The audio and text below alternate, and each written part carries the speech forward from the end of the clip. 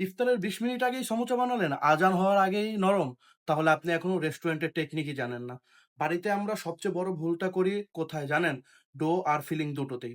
প্রথম কথা, সমুচার খামির অনেকে শুধু ময়দা, লবণ, পানি দিয়ে বানায়। রেস্টুরেন্ট কি হয়?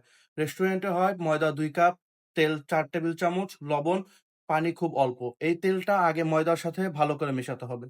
হাতে ঘষে ক্রাম তৈরি করুন। যখন ময়দা চেপে ধরলে দলা পাকাবে তখন বুঝবেন রেডি।